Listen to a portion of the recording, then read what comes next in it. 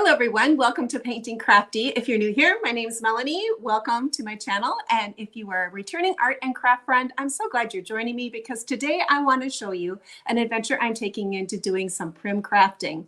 What's Prim crafting? Well, it's very rustic, it's very handmade, and it has a whimsical nature to it. Now, some people might say they're a little homely, but I call them whimsical cute. Today, I'm a part of a YouTube collaboration called Kinda Corny. We have two hosts today. We have Morena with Morena's Corner Crafts and Traci with Traci Van Hover's Design. You're definitely going to want to check out those ladies' channels. They're super creative and you never know what they might have up there to view. You want to click that playlist down in the description box as well. We have so many creative ones who are joining us today. You'll want to see what they're making. I'm sure you're going to be inspired to make something for this Halloween season. Well, why don't we go ahead and get started and I'll show you how I created this stack of Prim candy corn. I will be making my prims from fabric, so a good fabric scissors is a must. Some straight pins come in handy, and the fabric I will be using is muslin. It's rather lightweight. It's only about a mid-price range, about $2.99 a yard. Very inexpensive. You're going to want to double your fabric up. It's called muslin. You're going to want to double it up, and then you're going to want to trace around your pattern. I use the friction pin to do my tracing. The friction pin is really kind of a remarkable pen. You can mark it on fabric, take some heat, and when you apply the heat, it's going to erase the line. Comes in super handy when you're doing tracings around fabric. There are other options as well. There are some blue marking pins that you can put on that do erase with water, but the friction pin comes in handy when doing this, and that's what I choose to use for mine. Once I have my pattern all drew out, I went ahead and I traced around my objects. I wanted to make sure I left an opening at the top and the bottom. I needed this opening to be centered around in the center so my stick, whatever I might use, could go down the center of my pumpkins. So I'm just looking at my pattern and marking the top and the bottom to be able to have where I would backstitch on my seams to make sure I could get my item through those.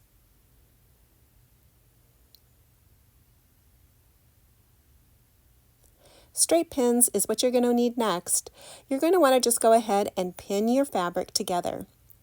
Instead of cutting my pattern out before I were to be able to sew it, I'm going to just simply use some straight pins and pin my fabric together. Then once I have my fabric all pinned together, I can just do a very general cut around the outside of my pattern, not doing exact, but just making a rather large piece. I did this for all three. The only one that was slightly different was the candy corn top. All I needed was to leave an opening for the bottom. That was going to be sitting on the top of my item, so all I needed is one hole. On each side of those lines is where I'll do the back stitching. Once I have my items all stitched together, I simply just do a rough cut around the edge, leaving a seam allowance. I'll be needing to cut some tabs inside of this little item, so I'll be able to turn it. When I turn it inside out, it'll help lay more flat and have a little bit better corners. I'm not that great at sewing. I'm just a beginner, but this really does help. So here you see me doing little slits that I cut all around my pattern piece. This will help make the turning of the fabric a lot easier and create a better edge. If you happen to cut through your seam, don't fret. You can go back over it and sew it again. Ask me how I know. Go ahead and turn your little items inside out. You might find it helpful to use the end of a paintbrush or a wooden skewer or some sort of chopstick to be able to help turn your corners better. Go ahead and slide that item into your corners and around your edges. This is when you're going to be glad that you cut those little slits to be able to help turn your fabric. Just simply by pushing that stick into the corners and around the edges is going to pop them out and make them look great. So it's like you basically made three little pillows. The two in the middle have the holes on both ends and the candy corn top only has one. Now let's go ahead and fill these. I use fiber fill. A simple way to get fiber fill is often people will buy a pillow from Walmart, a bed pillow. They had in the past only sold them for $5, and a pillow full of fiber fill will last you a long time. These are small items and won't take much. Once your little items are all stuffed, this is a good time to remove your marks from your friction pin if that's what you used. All you simply do is use your heat tool around the edges and the ink will simply disappear. If you paint your items, the lines will no longer be able to be removed, so this is the time to use the heat tool. Up next, I'm going to be adding some color with some simple craft paint in the colors Spice, Pumpkin, and King's Gold, and a simple white for the top. With the paint, I just put in about a quarter size of paint and then add a little bit of water. Water is going to help glide the paint easily across the fabric. It paints differently in wood, and the water really does help the paint glide smoothly across your fabric. Once you have your pieces all painted, you can either put them in your oven at a low 200 degrees and dry them, or use your heat tool to dry them. Either which way works. I like to give my pieces a little bit of a light sanding after the painting and my staining part. It just kind of burnishes down the little ruffiness of the fabric and gives it a great texture. This is just coffee stain. It's instant coffee, about a tablespoon of coffee with about a cup of warm water. I'm going to be using crochet thread to attach some items to these little Prim pieces. Aunt Lydia's crochet thread in the size number 10 works perfect to do this. I'm going to be putting little sticks for the smiles on these little pumpkin faces. I use a little whip stitch. It sounds a little fancy, but all it is basically is going under and over the little stick all the way across it. I started the back and put a knot in my very back of my pumpkin and then stitched all the way across and ended with a knot in the back on the other side. I wanted to make sure I didn't actually attach the very back of my fabric to the front of my fabric because I needed to get the little stick that holds all my stack together through those little pieces. You can see here better on the back of how I just have the two areas of where I went in and where I came out. Now let's go ahead and add a few more details on the front. I'm just using some little bits of flannel on the top to be the background for my eyes, and I'm using mismatched buttons for the eyes in the middle. I love this wonky look of the mix-match buttons. I always like to add my thread to those buttons to make them look like they've been stitched on, but use the glue to actually glue them. The nose is basically just a triangle shape with the top cut off. It adds another sense of wonky. This guy looks like he has a little bit of an attitude. What do you think? I wanted to go ahead and continue with my stitching, so I went back through the hole I began with and ran that thread and needle up to the eye patch areas. I wanted to do little running stitches around the eye patches and the nose area as well. A running stitch is basically just an up and down pattern, very much like what you think of probably when you were 10.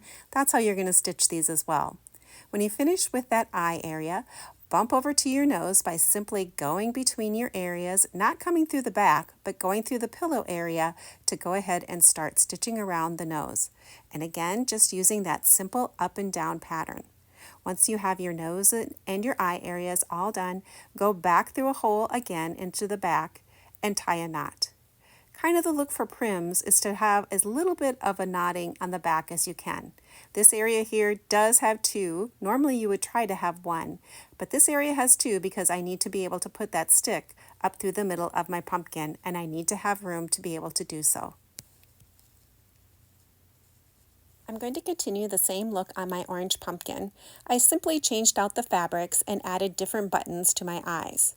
And there's my little stack looking cute as can be. The wood piece I chose to use was from an old back of a rocking chair. The dowel has great interest, and I thought it would be a fun piece to be able to put these little pumpkins on. Traditional candy corn colors are white, orange, and yellow, so I started with the orange piece first. I kind of wiggled it around. I had no idea what I was going to use as my dowel to begin with, so I was guessing on the hole size. But by having those pieces double stitched or back stitched on those openings, it gave me some room to be able to let's say gently put them on. It was kind of like putting on tight jeans, if you know what I mean. But I was able to wiggle those up into position quite easily, and I was happy with the amount of stuffing inside of my little guys once I got done, so I didn't feel like I needed to fill them once I had them on. They fit snugly, but that worked well. Once I had the little orange guy on, then I went ahead and slid the yellow one on too. Again, shimming it up to where I needed it. I needed to keep in mind I wanted to be able to put this in some sort of container, so I needed enough room at the bottom to be able to stick my dowel into and still have enough left on the top to be able to have my pumpkin stack look good and still see some of that interest from my little dowel shapes. To cover the transition areas of where my pumpkins were attached to my dowel, I used some brown colored Excelsior. It's a beautiful color to use for fall, and it worked perfect for this. I used little coffee-stained kitchen towel to be able to add some hand-tied bows to each of those areas as well. The top area, I basically added some glue to the front and glue to the back. Now let's go ahead and create a cute container to put this stack of candy corn in. This little nut can worked perfectly, and I'm using this embossed Anaglypta paper that I purchased at Joann Fabrics. It's wallpaper, it's heavy duty, and it has glue on the back. So simply put it in some water, run it through there, the paste will be activated, and you'll have glue that will stick really nice to this piece.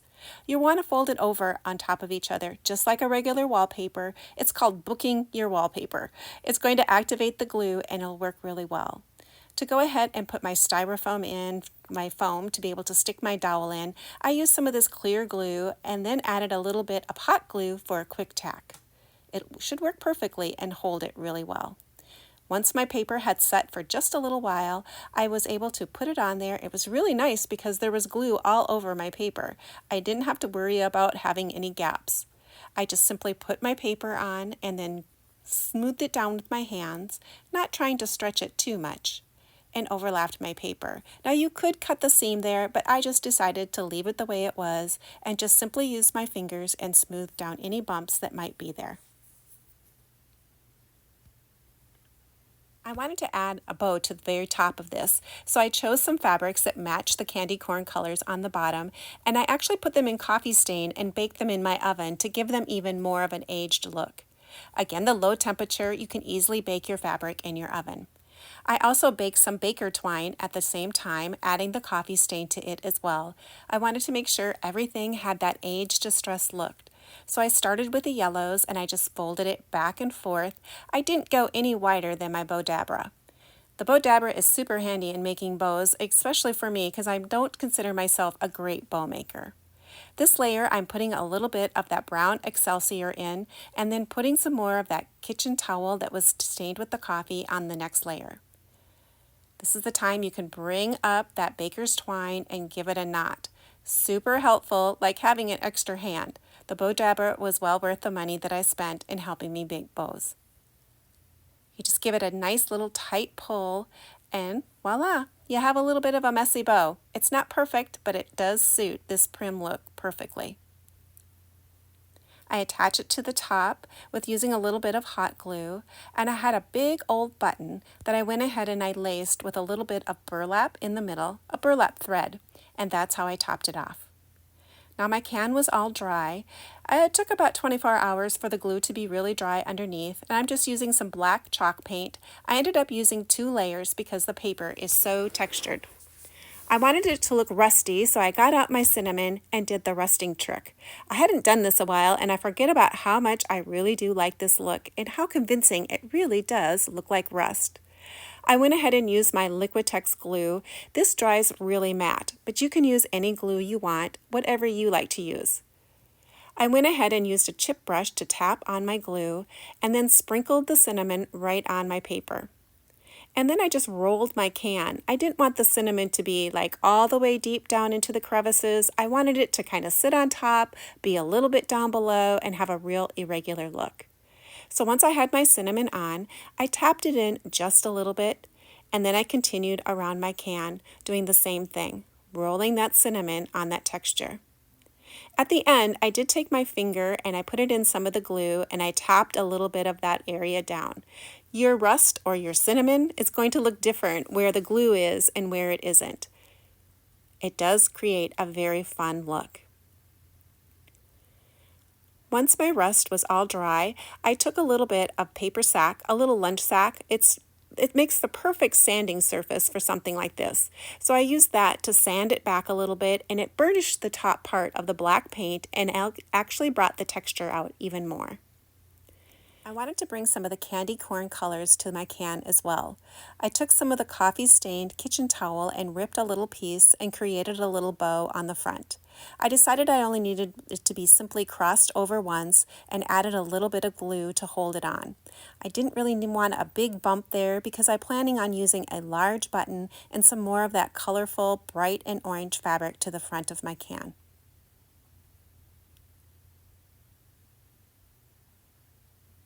To create the orange and yellow bow, I simply made an awareness-shaped ribbon with it. It's what most people call it, an awareness ribbon, where it crosses in the front. And once I had the awareness ribbon crossed over, I simply put my fingers in the middle and scrunched the bow down and made a little bit of a bow on each side. I don't know how to explain it any better than that, but that's what I did is I scrunched it down and created a little bit of a tie bow look in the front.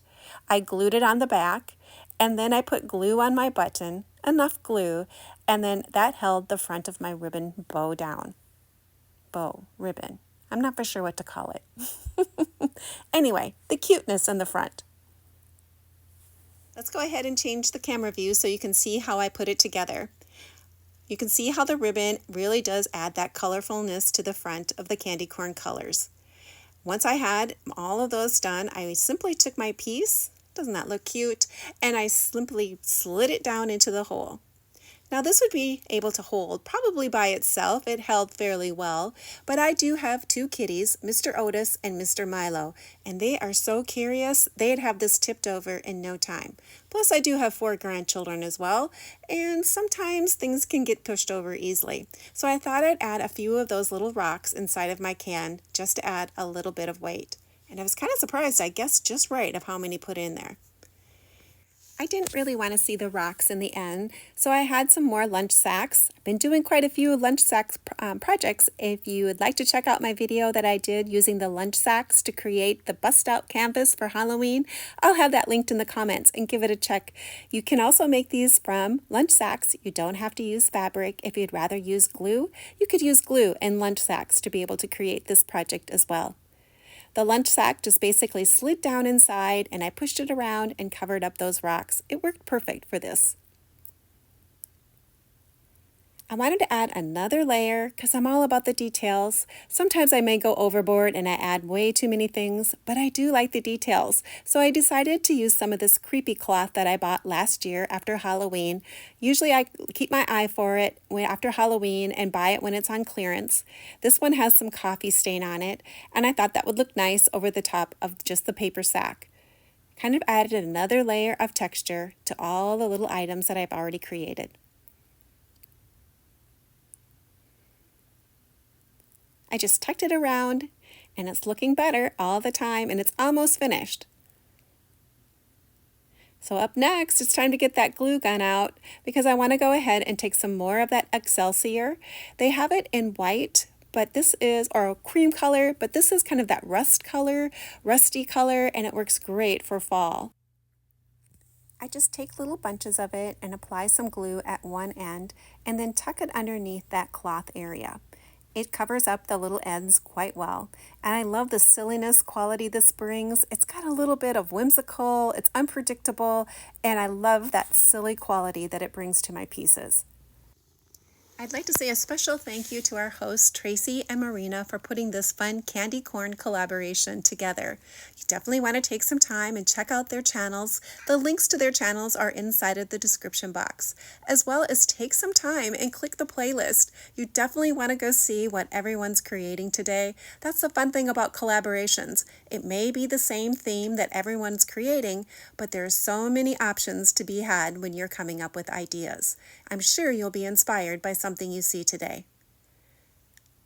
This Prim candy corn stack is turning out as cute as can be. I'm hoping you're liking the Prim idea as much as I am.